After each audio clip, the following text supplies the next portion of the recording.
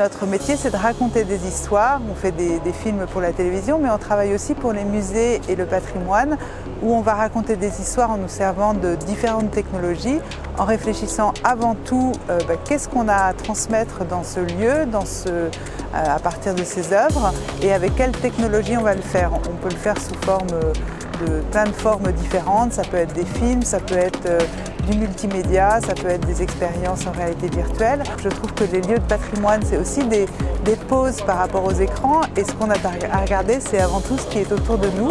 On utilise des techniques de narration qui sont issues des techniques de scénario de films, et on raconte une histoire en transformant un contenu scientifique en une histoire beaucoup plus narrative. Chacun de mes projets sont absolument adaptés à un lieu et à des enjeux, comme je l'ai dit.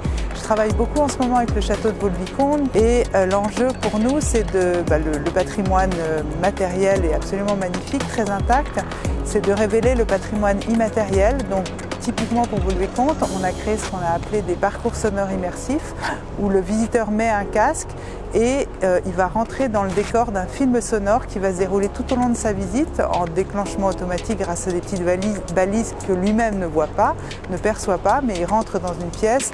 La cheminée est animée par un feu de cheminée qui l'entend et qui tout d'un coup lui donne la perception qu'il y a un feu, et va se dérouler une scène qui construit au fur et à mesure de la visite l'histoire qui s'est vécue à Vaux-le-Vicomte. Les lieux de patrimoine sont des lieux où il y a toujours 42 000 histoires à raconter. Souvent la grande histoire de France s'y est passée. Et j'aime dire, le cinéma s'empare souvent de ces lieux en y faisant des films. Faites votre film dans votre lieu de patrimoine pour le faire vivre aussi tel qu'il a vécu dans l'histoire.